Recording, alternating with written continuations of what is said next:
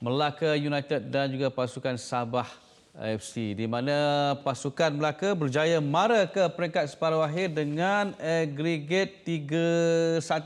3-1 selepas pasukan Sabah berjaya mendapatkan gol lewat mainan menerusi penalti. Kita dengar dulu komenlah daripada orang lama ni, iaitu jurulatih pasukan Melaka United, Zainal Abidin Hassan. Alhamdulillah, keseluruhan daripada mula separuh masa pertama hingga separuh masa kedua, momentum kekal. Mereka telah menunjukkan momentum dan disiplin yang baik. Cuma banyak peluang terlepas, itu saya tak nafikan. Yang itu perlu diperbaiki kerana di kalah mati gol amat penting. Tetapi permainan mereka, disiplin mereka masih lagi di dalam momentum yang kita bentuk. Alhamdulillah. Dan saya mengucapkan tahniah kepada pemain-pemain yang telah menunjukkan peningkatan yang baik, dan kita akan terus berusaha memperbaiki terutamanya peluang-peluang yang kita hadapi.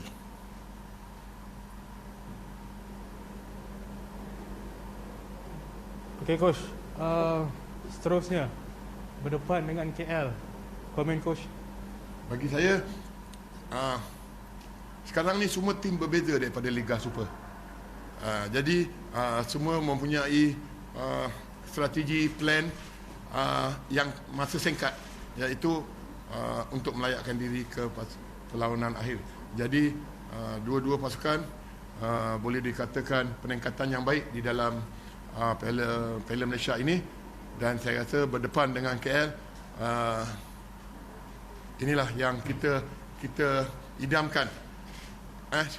Separuh akhir dan akhir, satu tangga lagi. Jadi harap pemain-pemain Melaka membuat sejarah yang tak pernah dimiliki di Melaka, iaitu di perlawanan akhir. Itu adalah idam kami, idam pemain-pemain dan idam penyokong bola sepak Melaka. Kalau Melaka kaya dengan sejarah negerinya,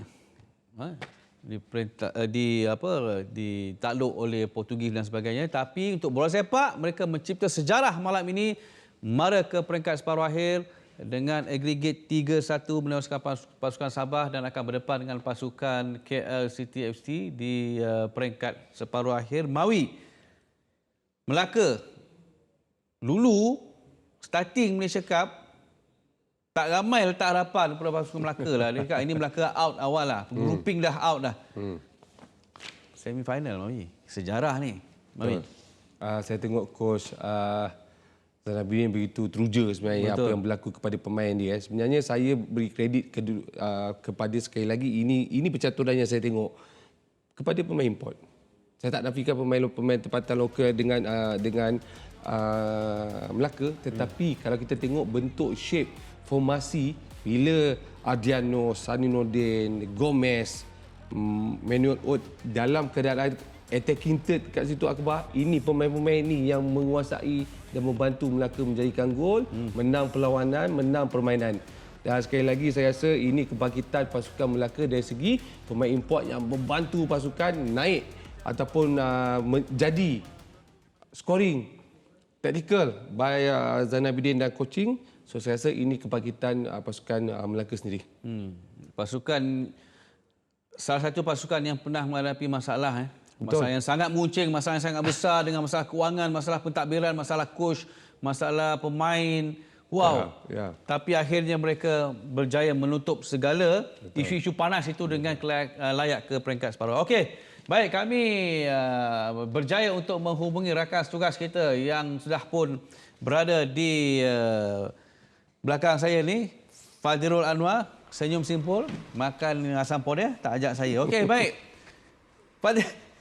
Fadzirul, cerita sikit, mari kongsikan kita. Ini penyokong kedah ni. Okey, kita kongsikan sikit tentang persembahan keseluruhan pasukan Melaka malam ini, sehingga kan kita dapat lihat Sabah seolah-olah tak dapat untuk memberikan banyak sangat peluang yang dimiliki oleh pasukan Melaka, tapi dapat juga malam ni 2 gol. Tentang Melaka.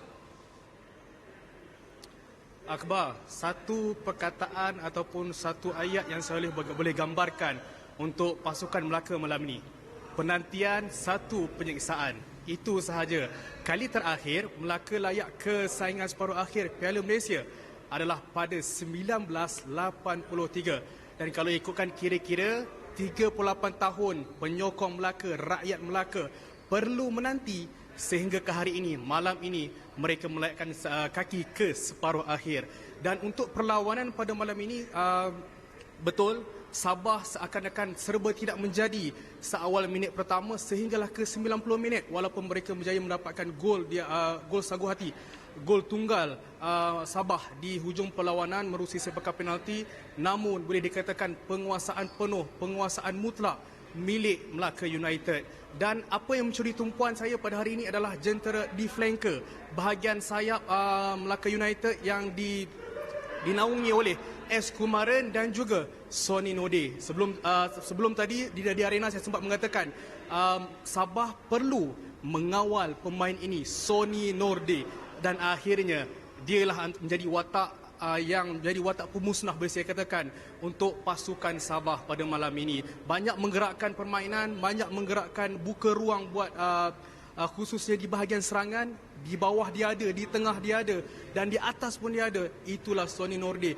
Dan tak keterlaluan untuk saya katakan, saya tidak akan faham, tidak ada alasan untuk pengurusan Melaka United tidak menyambung kontrak Sony Norde, Akbar. Oh, awal-awal lagi kita dah sambung kontrak dia. Okey, baik. Kalau Fadira, kalau berkesempatan tadi menemu bual Datuk Ong Kim Swee, mungkin boleh kongsikan apa yang diperkatakan oleh Datuk? Seperti mana kita tahu, Datuk Ong Kim Swee mengambil alih pasukan Sabah di penghujung musim daripada bekas ketujuhatian sebelum ini, Kurniawan Dwi Yulianto, dan secara keseluruhan Datuk Ong Kim Swee menggunakan apa yang ada, pemain yang sedia ada dari awal musim. Dan seperti mana yang dikatakan tadi, dia berpuas hati, khususnya kita tahu Datuk Ong Kim Swee ini lebih banyak menggunakan pemain-pemain muda. Dia tak menggunakan spesifik pemain dalam setiap game. Dalam kita boleh dapat lihat, Sabah dalam setiap game akan ada rotation player. Dia akan bagi peluang ke semua pemain untuk merasai nikmat perlawanan, khususnya kepada pemain muda. Dan apa yang boleh dijanjikan tahun depan, perancangan awal yang akan dilakukan oleh Sabah, mereka tidak akan ada perubahan besar-besaran. Akan ada perubahan mengikut bajet. Tetapi saya yakin kemampuan pemain muda Sabah khususnya Sabah akan kembali mantap, akan kembali bangkit dan berwajah baru untuk musim depan. Itu janji Datuk Ong Kim Swee yang saya boleh kongsikan kepada penonton sikit. Okey. Last ni Fadrul, satu je saya nak cakap, tak perlu jawab pun sebenarnya. Saya cuma nak beritahu JDT menang 1-0 menewaskan Kedah. Terima kasih. Okey, Akbar, sebelum tu kalau saya nak tanya Asmawi Bakiri boleh? Silakan. Saya nak tanyakan berkenaan dengan S. Kumaran dan juga Sony Norde. Dua watak ini yang menjadi, saya rasakan ini pemain yang paling mencuri tumpuan, yang paling banyak mengucang-ngacirkan permainan Sabah pada malam ini. Itu saja. Okey, tak apa. Dia akan jawab sekejap lagi. Baik, terima kasih. Terima kasih. Oh, senyum dia tu. Datuk ni. Nak jawab tak? Saya tambahlah sebab dia dah menanya. Ya. Saya tambah sikit. Okey, betul? S. Kumaran. Ya, yes, betul. Dan itu yang saya cakap. Bila kekuatan pasukan Melaka sendiri datang daripada Kumaran dan Sony Nordin. Ini dua pemain yang saya anggap sebagai flanker di bahagian kiri kanan ni yang banyak melakukan attacking. Dan hasilnya, bila Gomez ada atas, Adriano di bahagian tengah semua, menyumbangkan atau bergerak untuk mendapatkan gol dan mereka menang. Ni macam Faisal dengan Faiz kat Terengganu ni. Yes. Okey, baik. Sudah lengkap senarai 4 pasukan yang beraksi di peringkat separuh akhir.